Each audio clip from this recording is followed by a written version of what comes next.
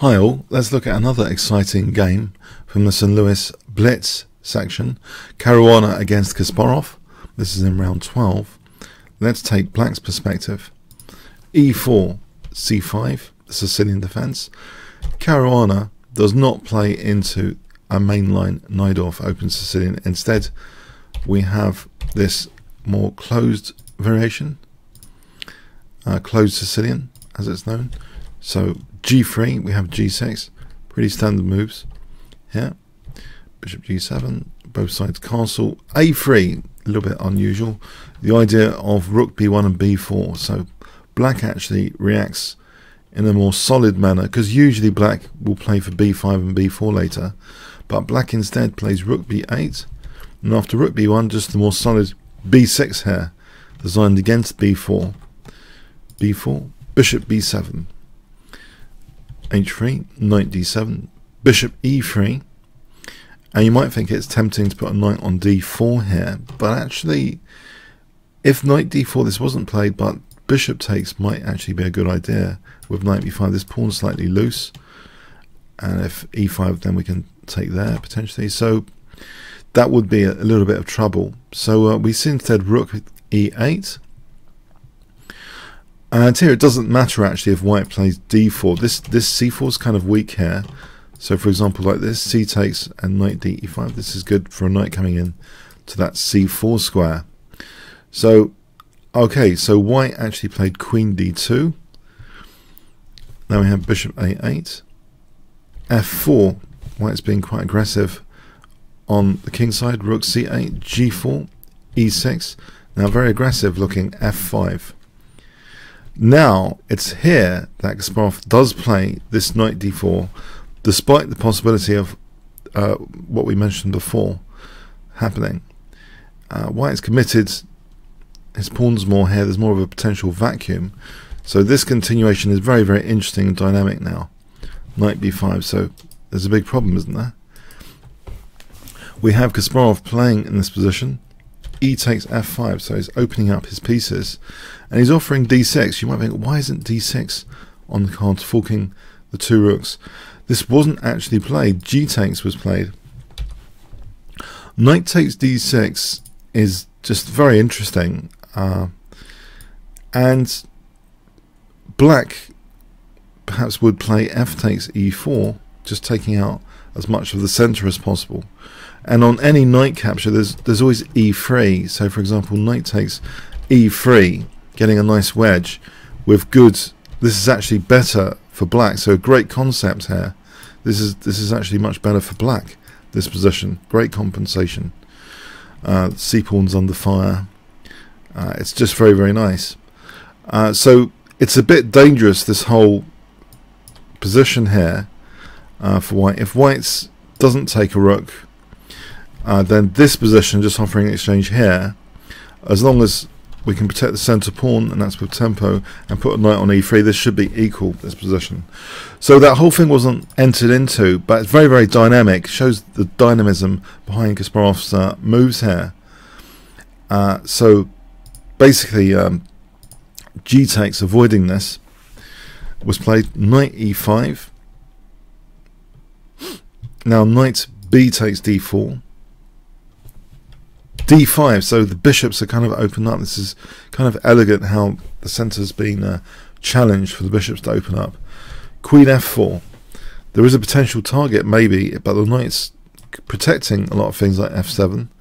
d takes, and here there's actually an idea tactically for black to be slightly better. There's a technical move, knight f3. It wasn't played, but actually this is really quite powerful. Because, for example, if knight takes, then there's rook takes e4, and black's going to be in the driving seat. You know, if queen d2, we just take here, and then rook takes. So that's a very interesting move, knight f3, but it's typical computer find actually. But black ends up being slightly better here. You can see it's just very, very nice, because we can take on c2 there. That's very, very nice for black, slight advantage. But queen c7 was played. f6, and this looks a little bit scary actually, this pawn wedge, but If it's not fatal, it's not fatal. Rook b3, knight c4, inviting an exchange of queens.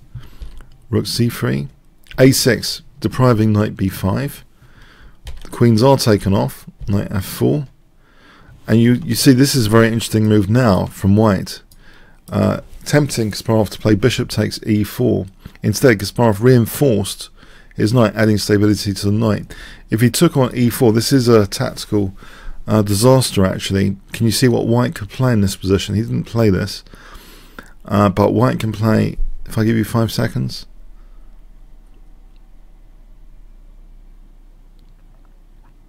Okay, knight fe6. This is just crushing. This is a crushing tactical blow in this position. Yeah, whatever happens, you know, if takes, in fact, the strongest here is not bishop takes c4. That's just equal. But to try and liberate this pawn with rook takes c4, trying to deflect this rook away from f7. So the rook's hanging, the bishop's hanging. That's why this is a disaster. So for example, with takes we play f7 check and queen. Yeah, it's this total tactical disaster. In theory it might have happened, but it's bypassed. b5, knight d5 was played. Now rook cc8, getting away from that knight. Rook d3, bishop d6. Black's got a good control on the dark squares here. Bishop without a counterpart. Knight b3. Now this monster knight on d5 is taken away, and it looks very comfortable now for black on the dark squares at least. And he celebrates the use of the e5 dark square. Knight c5, a5. Now rook fd1 is played, which does invite something that wasn't played in this position. I wonder if you can spot what wasn't played, which might be a good move here. Do you spot any slight issues with rook fd1? If I give you 5 seconds.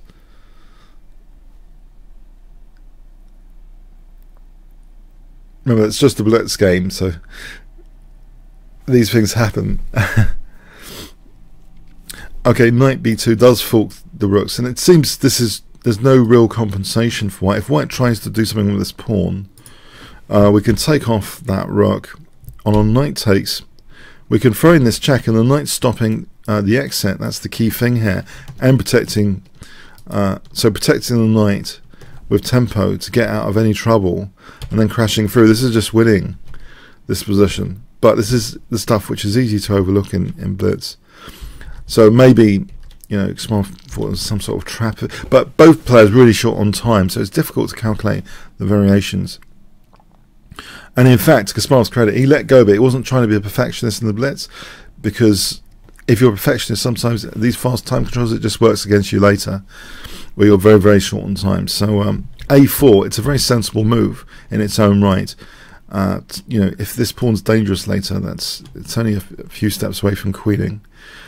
So rook f1, rook ce8. Here again, you know, knight takes a3 is also a tactic, but this is more subtle, because here there's rook takes c5 to try and get back the piece with advantage. So these kind of tactics are in the background of this game. Rook ce8 was played, so rook df3. And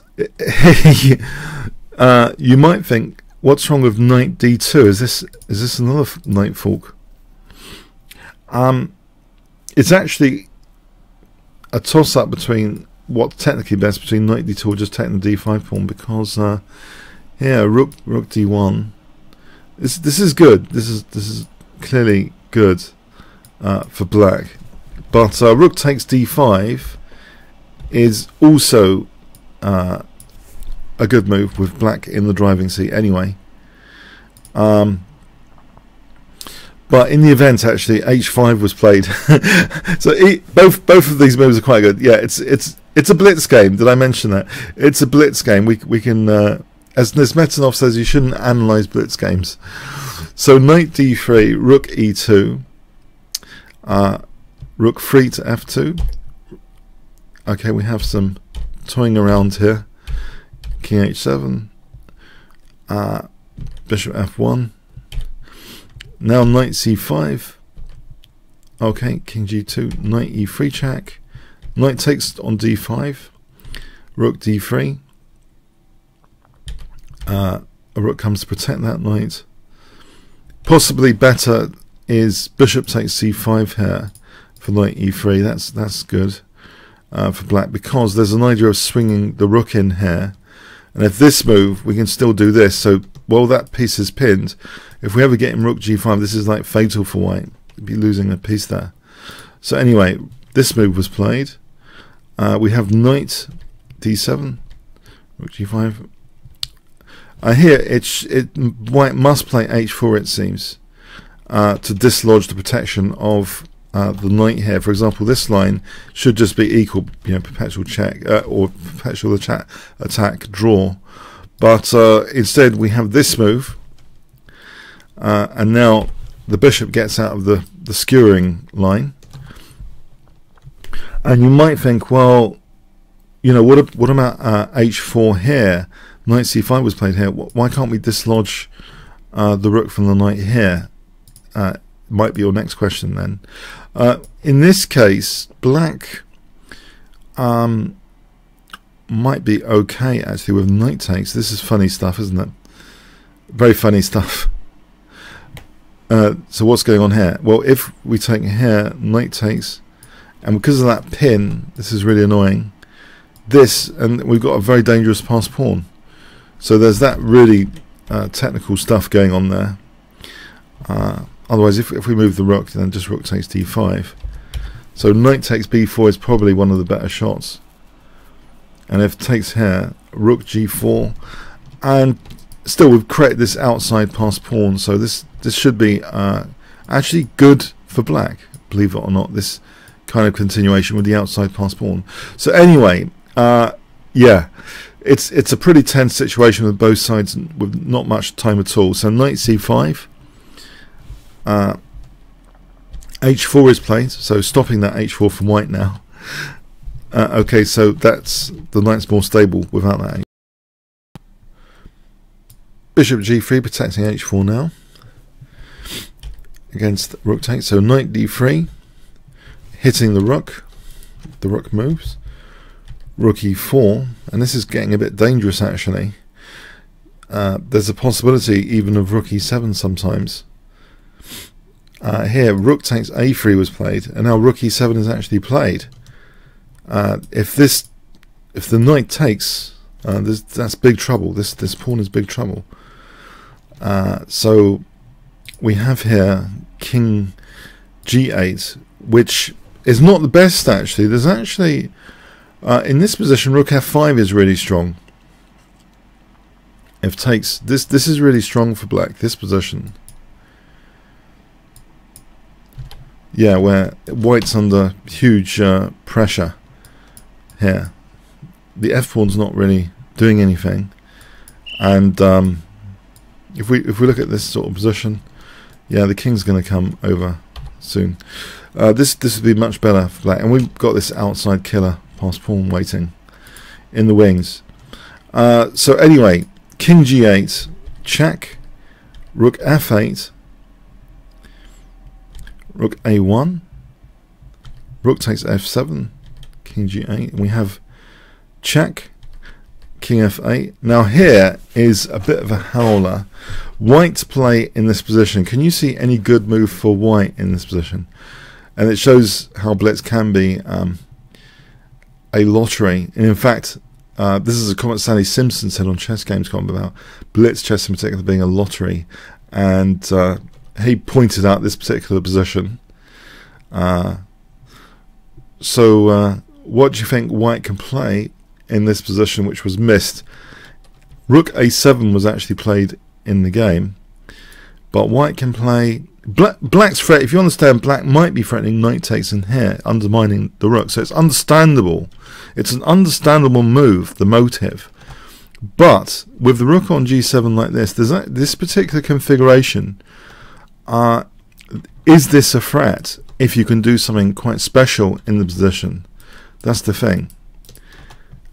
What would you play as white if I gave you 5 seconds to pause the video and analyse the position? Do you necessarily need to move the rook? Or what can you play?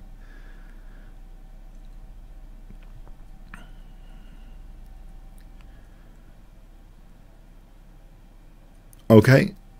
Actually, it turns out knight c5 is a killer here, and I'm really glad it wasn't played, because I wanted Garry to get get some good games, you know, good results. But this is a bit of a killer move, because if knight takes f6, undermining the rook, there's knight e6 check, which unfortunately kicks the king away, and then we can actually take this rook.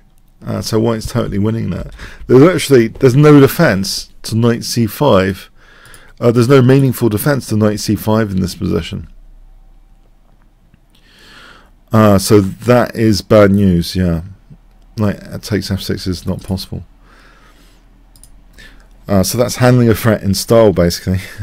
So rook a7 was played, and now we have rook f5, which takes away any dangers, really. Most of the dangers are taken away totally from the position. With that shield against the f-pawn, even if white tried for checks, the king could come and take, you know, the pawn here. It's very comfortable now all of a sudden. It's a clear blue sky, sunny day for black after rook f5. So rook takes f5, g takes, and this nasty pin yeah, means white is actually losing a piece. Yep. Knight c5, trying again for knight e6, but this time it's stopped in its tracks. King g2. Okay, knight e3 check. Now the knight swings to c4. Great move. And in fact, the king is caught in a mating net here.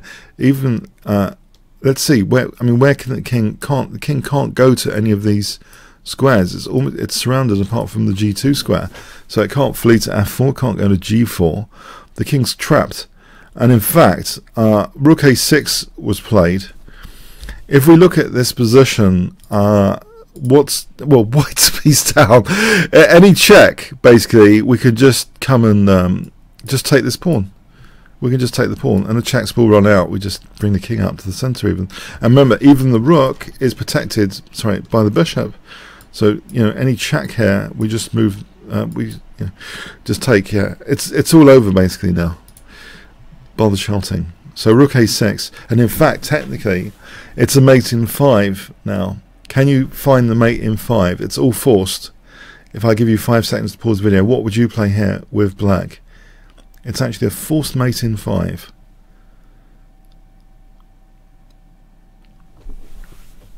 Okay. Knight d2 check, not too many options for white.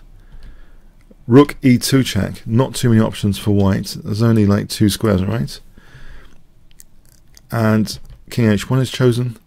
Rook h2 check, knight f3. Well, actually the game ended after rook h2 check.